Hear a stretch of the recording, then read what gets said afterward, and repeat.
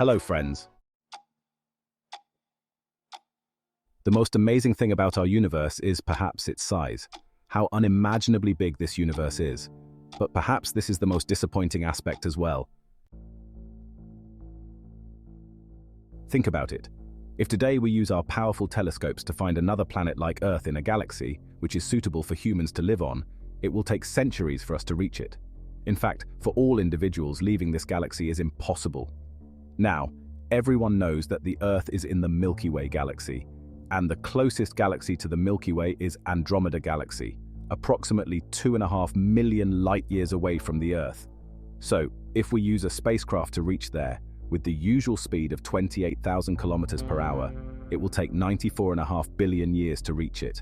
Not only that, if we can somehow make the technology travel at the speed of light, it will still take 2.5 million years to reach there. This is truly disappointing. What is the point of finding all these planets when we will never be able to travel there? But if there were a shortcut to travel outside the galaxy, a shortcut through which we can travel across million light-years in a few months, then these things become interesting. These shortcuts, my friends, are wormholes. The 2014 film Interstellar, my favorite space film, I would like to mention it again.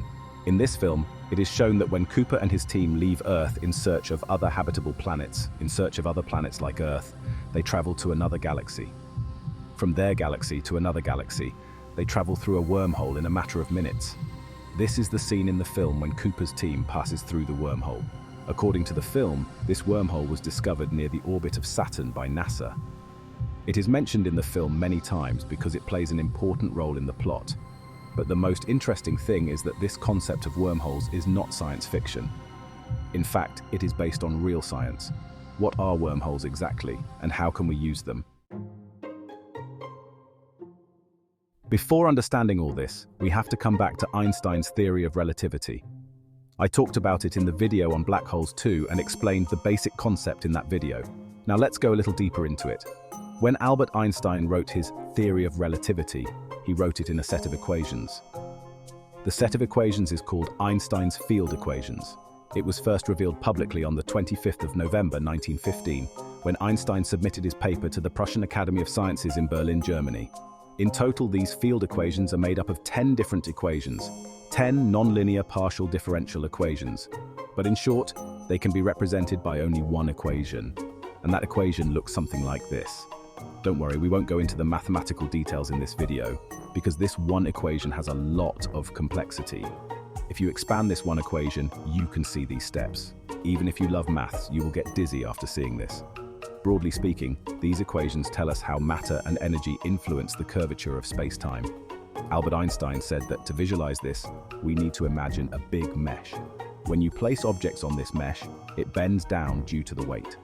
The space-time mesh also bends in the same way. It curves with the weight of big planets and stars. The more the gravitational force of a planetary object, the more the space-time mesh will curve around them. Now, the interesting thing is that Albert Einstein himself was not able to solve his field equations completely. He had just found an approximate solution to his equation in a specific case. The first person who solved these field equations was Carl Schwarzschild in the year 1916. He calculated exactly how much the curve of space-time bends and to what degree in case of a single ball of mass. It was the solution by Carl Schwarzschild which helped scientists understand the concept of singularity. What would happen if this mass becomes infinitely dense? The curvature of space-time would wrap around it so tightly that this region would pinch off from the rest of the universe. With this, the scientists were able to theoretically prove the concept of black holes. This was proven about 100 years ago.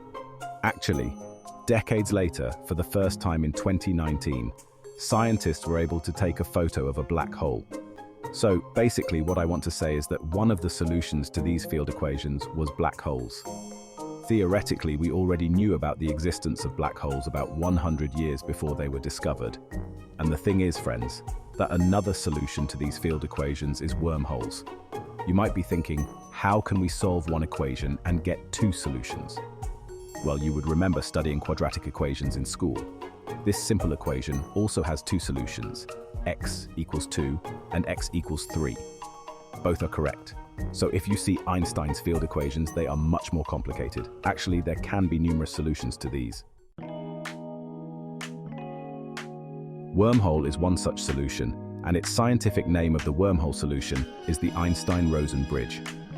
This name is derived from Albert Einstein and his assistant Nathan Rosen, who worked together and came up with this solution in 1935.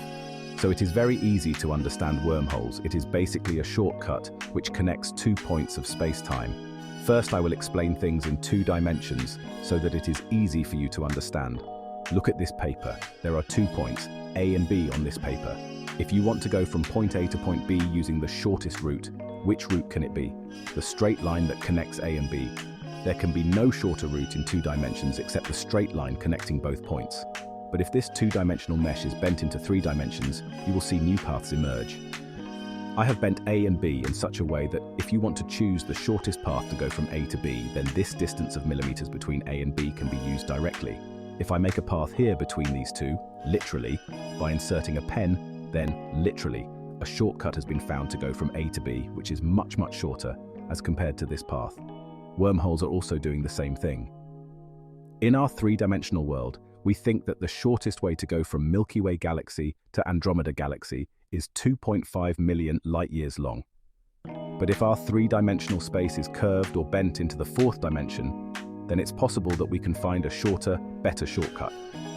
Now, it is very difficult for us to imagine the 4th dimension because we all live in 3 dimensions. But to some extent you can understand it better if you compare 2 dimensions and 3 dimensions. I'll give you another example. This is the world map.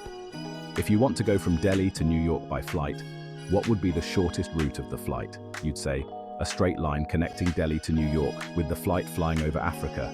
But in reality, this would not be the shortest route, because you're thinking in 2 dimensions. The shortest route would be to travel over Finland, Sweden, passing by Iceland and Greenland to reach New York, which on 2 dimensions looks like a longer route, unnecessarily flying to the north. But if you look at it in 3D, it looks obvious that it is the shortest route. In 1957, scientist John Wheeler published a paper on Einstein's Rosen bridges. He compared it with a similar analogy. He gave an example of an apple, and an insect is eating that apple, a worm.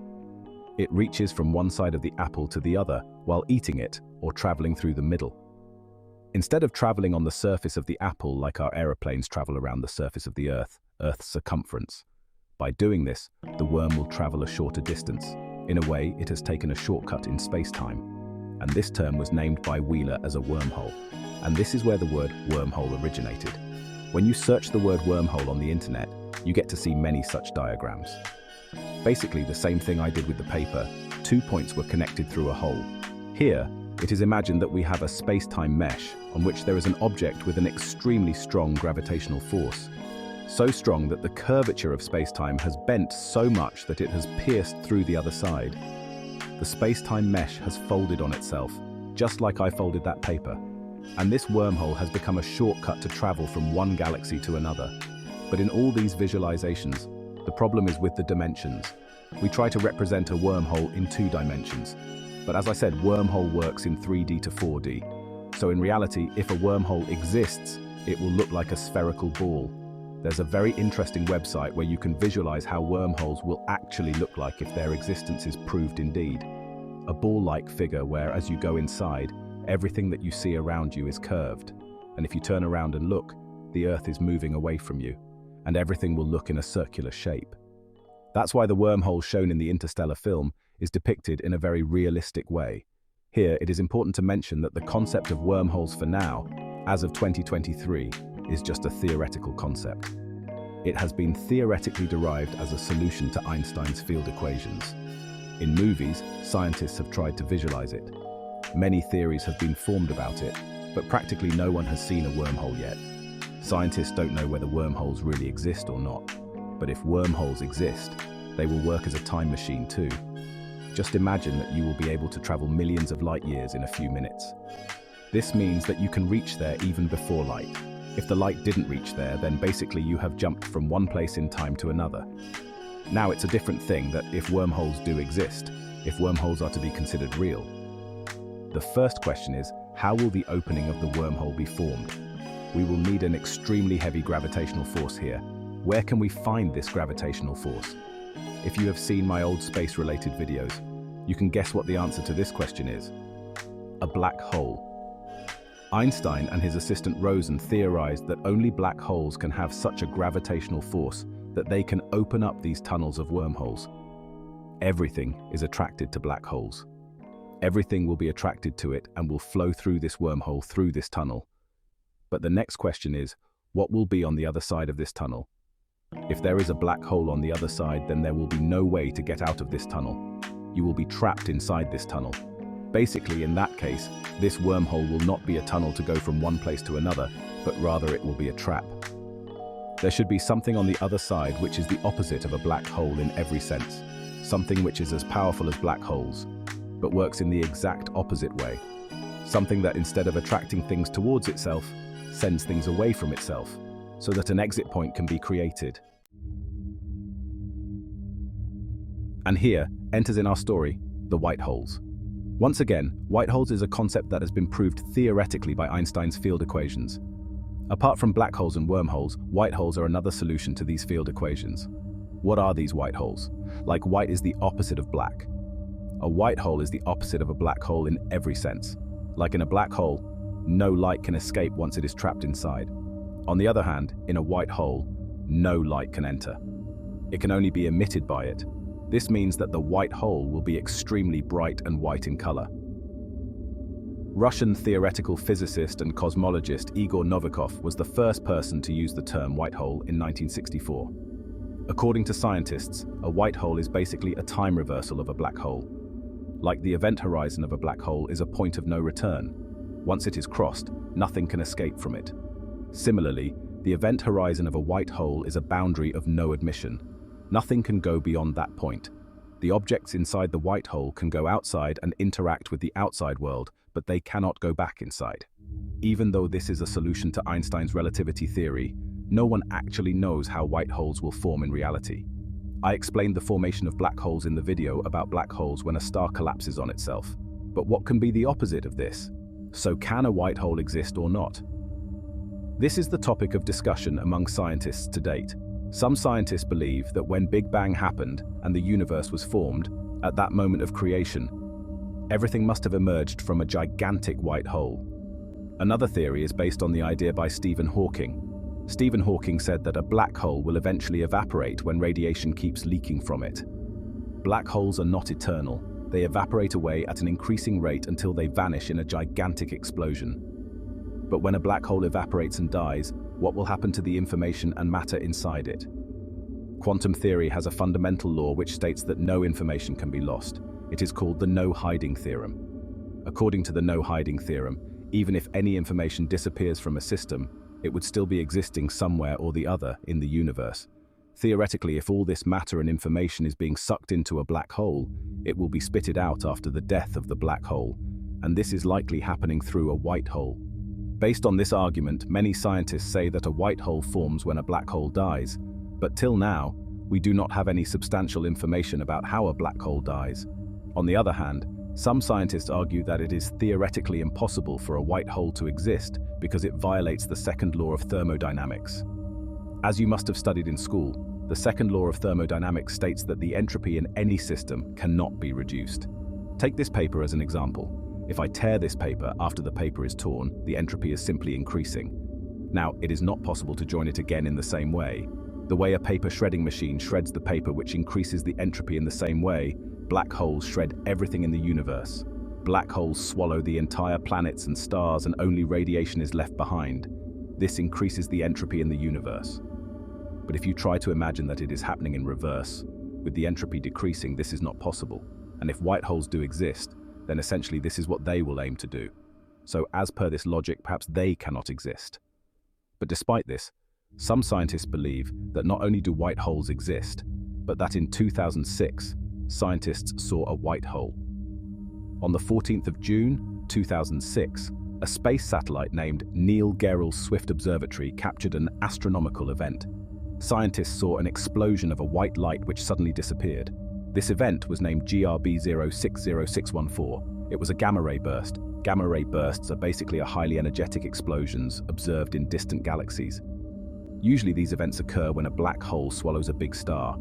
You can see very bright explosions of light, but in this case, no evidence of a star was found. So it was hypothesized that this was an observation of a white hole.